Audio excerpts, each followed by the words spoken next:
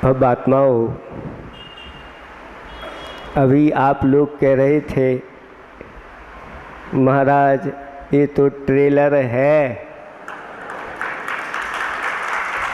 अभी फिल्म बाकी है। तो कहा है कि परिंदों ने भरी उड़ान, अभी आसमां है, पुराण तो अभी बाकी है। धीरे धीरे उस छोर से एक एक नगर को देखते चले जा रहे हैं और प्रभु के दर्शन करते हुए अपने आप को हम धन्य मान रहे हैं। तो वह अपने आप में अतिशयकारी हो जाती है। फिर जब 500, 600, 700, 800 वर्ष प्राचीन प्रतिमाएँ हैं तो कहना ही क्या है। ये बागीदौरा कहते हैं केंद्र में है। आचार्य श्री ने एक हाइकू बनाया है कि केंद्र से होती नपी तुली रेखाएं वृत्त बनाती, केंद्र से होती नपी तुली रेखाएं क्या बनाती हैं? वृत्त बनाती हैं। तो भाई केंद्र तो जरूरी है, इसलिए केंद्र को छोड़ना नहीं।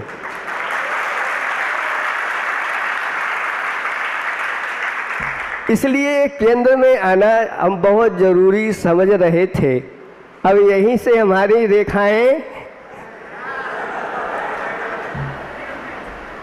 खींचेगी और एक पूरा का पूरा अपन को क्या बनाना है? वृत्त बनाना है। केंद्र तक सीमित नहीं रहना है, व्यास तक सीमित नहीं रहना है, परिधि तक सीमित नहीं रहना है। हमारे लिए तीनों चाहिए है, केंद्र भी, व्यास भी और परिधि भी। इसी के माध्यम से द्रव्य की पूर्णता होती है। केंद्र क्या है? हमारा आत्मा। हमेशा हमेशा आत्मा को केंद्र बनाओ और आत्मा के गुण जो है वह व्यास है। और ये पर्याय क्या है? पर्याय परिधि है। और जहाँ ये तीनों की समष्टि हो जाती है, द्रव्य, गुण और पर्याय, बस उसी का नाम आचार्य भगवंतों ने क्या कहा है? सत कहा है। सत द्रव्य का लक्षण होता है और यह द्रव्य जो होता है गुण पर्याय वाला होता है। जहाँ इन तीनों की समष्टि हो जाती है उसी का नाम वस्तु तत्व है और कुछ भी नहीं है। आप लोग कह रहे हैं महाराज 5 वर्ष हो गए हैं, ये एक दिन की भक्ति नहीं है। 5 वर्ष की आपने शक्ति इकट्ठी की है, उस शक्ति की अब ये आपने आज क्या कर दी है? व्यक्ति कर दी है। हम तो ये चाहते हैं कि आपकी शक्ति की व्यक्ति एक दिन ऐसी हो जाए कि आपकी इस संसार से मुक्ति हो जाए। ऐसी व्यक्ति आप लोगों को करना है निरंतर। अब यहाँ प्रभाव दिखने लगा है, धीरे धीरे यहाँ से भी आपके नगर से पहले तो वृत्ति निकले ही हैं, लेकिन बीच में थोड़ा सा शांति धारा जैसे कहते हैं ना, कि बीच में शांति धारा का यानी भगवान की जो धर्म की परंपरा थी वो बीच बीच में लुप्त सी हो गई थी। तो यहाँ से आपके यहाँ से आरिका निकली, फिर बीच में थोड़ी सी लुप्त सी हो गई थी, लेकिन अब निरंतर बहनें और भाई निकलने प्रारंभ हो गए हैं और ये शुरुआत हो गई है। हम तो ये चाहते हैं कि ये बागी दौरा वृत्ति नगरी कहलाए। इतने वृत्ति निकले इसमें से, जैसे बुंदेलखंड में कई नगरियां वृत्ति नगरी कहलाती हैं, ऐसे ही राजस्थान में बागड़ प्रदेश में ये बागी दौरा वृत्ति नगरी से प्रसिद्ध हो। इसके लिए आप सब लोगों को अब मन बना लेना है अच्छी तरह से। कल हमने आप लोगों को बताया था कि आप लोग चाहते हैं कि हमारे प्रत्येक नगर में महाराज रहें। कितने लोग चाहते हैं? बहुत अच्छा, सब चाहते हैं। और महाराज नहीं मिले तो आरिका संग मिले, वो नहीं मिले तो एलक छुल्लक महाराज मिले, कोई तो मिले। अब इतने सारे बताते हैं, बागड़ में ही 72 हैं। कितने हैं? 72 गांव हैं और 72 ही भरना चाहते हैं। तो 72 गांवों से 2-2, 3-3 निकल कर के आ जाएं और गुरुदेव के पास जा कर के श्रीफल चढ़ाएं, तो एक भी आपका गांव खाली नहीं रहेगा। कहाँ से आएंगे इतने सारे महाराज? चाहते तो सभी हैं, तो कहाँ से आते हैं? यहीं से आते हैं और फिर वापस यहीं आए। विचार करो, वो आपके जीवन का कैसा स्वर्ण दिवस होगा जब आपके नगर के महाराज गुरुदेव के संग से आपके नगर में ही और आप उनकी आगवानी करो। कैसा स्वर्ण दिन होगा। इसके लिए आप लोग अच्छी तरह से क्या बना लो? मन बना लो कि कम से कम 2-2, 5-5 महाराज आरिकाएँ आप लोगों के नगर से निकलें और सर्वत्र धर्म की ध्वजा फहराती रहे।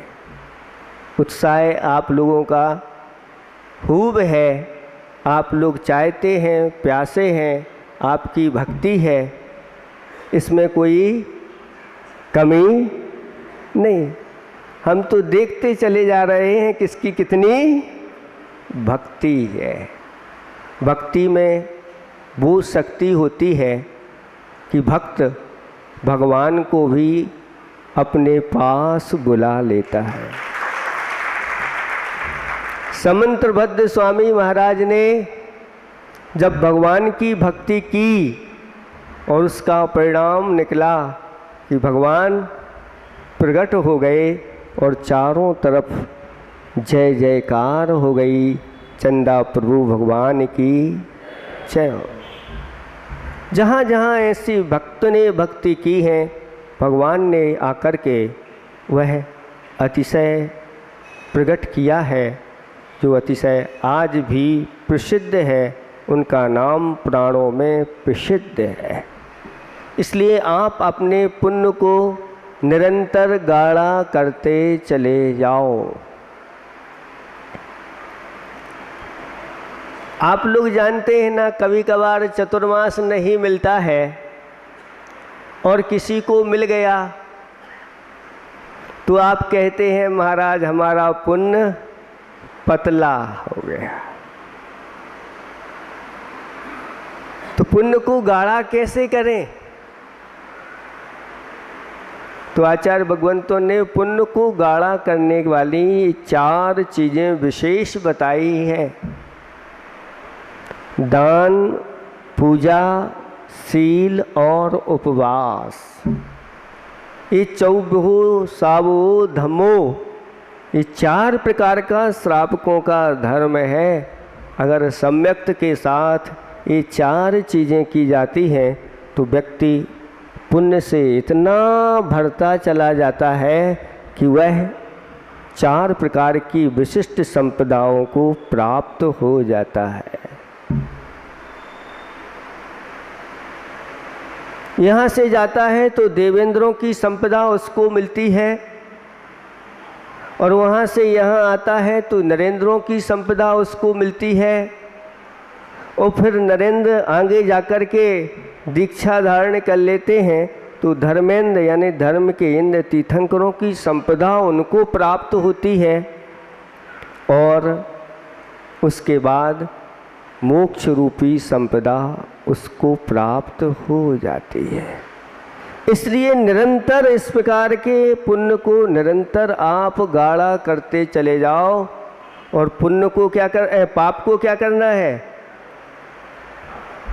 पाप को पतला करते जाओ और पुण्य को गाढ़ा करते चले जाओ, क्योंकि यह पुण्य कहते हैं सम्यक दृष्टि का पुण्य, वह उसके लिए मुक्ति का कारण बनता है, जिसके माध्यम से हमारी आत्मा पवित्र हो जाती है, वह पुण्य कहलाता है। ऐसे पुण्य को गाढ़ा करते चले जाओ और पाप को पतला यानी पतला करके छोड़ते चले जाओ। एक दिन आप सबकी आत्मा ऐसे ही पुण्य से भर जाए और पुण्य का फल पुण्य फला अरहंता, ऐसे अरहंत पद को प्राप्त हो जाए। इसलिए आप लोग निरंतर यही भावना भाते रहो, पाप से लिप्त नहीं रहना। अभी ट्रेलर की बात बताई थी तो एक हाई को है कि जीवन फिल्म, जीवन क्या है? फिल्म है, और इस फिल्म में 2 चीज़ें होती हैं, एक हीरो होता है और एक खलनायक होता है। तो ये हीरो क्या है? पुण्य जो है वह हीरो है और पाप खलनायक है। जब अपने जीवन में पाप भरता चला जाता है तो फिर क्या होता है? खलनायक की पिटाई होती है। जिसका जीवन पापमय होता है वह दुर्गति में जाकर के पिटाई उसकी होती है, नरकों में जाकर के निरंतर धुनाई होती रहती है, पिटाई होती रहती है। लेकिन जो अपने जीवन में ऐसे पुण्य का संचय करता है, धर्म का संचय करता है, वह जहाँ भी जाता है हीरो बन करके चमकता रहता है और सर्वत्र उसकी ही प्रशंसा होती रहती है। इसलिए जोड़ना कुछ है तो पुण्य को जोड़ो, धर्म को जोड़ो, बाकी पाप को छोड़ते चले जाओ। सुनते हैं इस बागी दौरा में, रास्ते में लोग बताते रहते हैं कि मास्टर और मास्टरनी भी बहुत हैं, और उनकी संख्या कितनी है?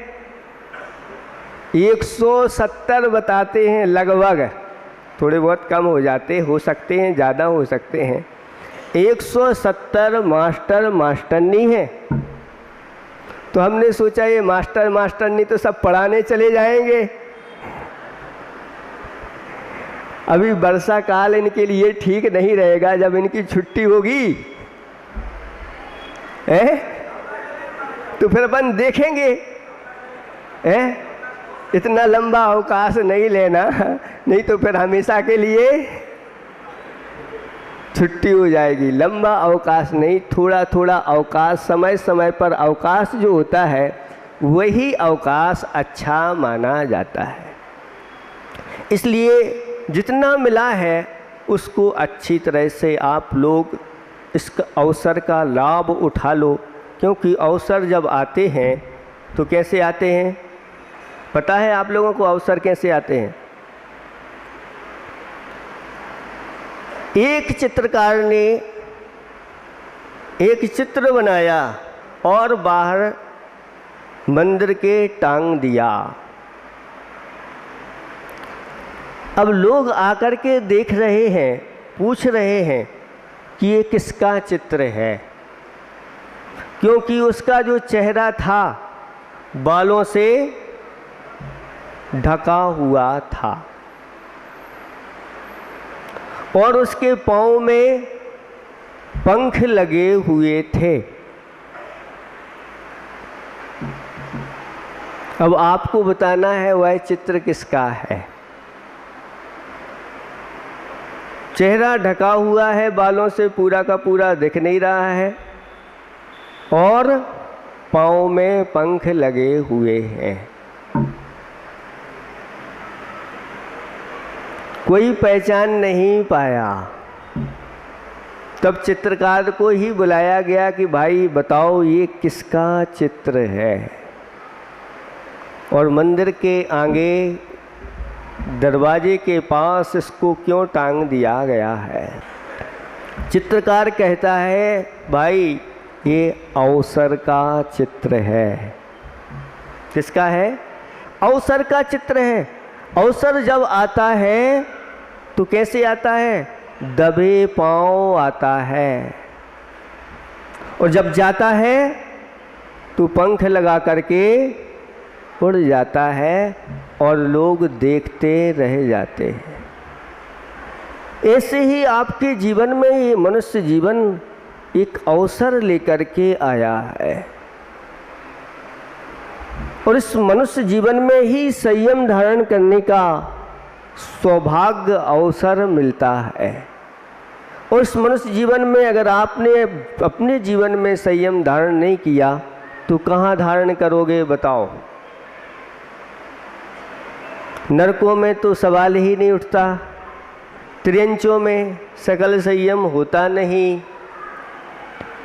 फिर देवों में जाकर के तो देवों के तो गंध ही नहीं आती संयम की। तो कहाँ ये मनुष्य जीवन इसीलिए मिला। किसके लिए मिला है मनुष्य जीवन बताओ। महाराज खाने पीने के लिए मिला है, पढ़ने लिखने के लिए मिला है, जॉब करने के लिए मिला है, व्यापार करने के लिए मिला है, मौज करने के लिए मिला है। हाँ नहीं कह रहे आप लोग, कुछ कह नहीं रहे, कह कुछ नहीं रहे लेकिन कर यही रहे ना। कर यही रहे हो लेकिन कह कुछ नहीं रहे हो। अंत में यही कहना चाहता हूँ, सबकी भावना पूर्ण हो, अहिंसा परमो धर्म की।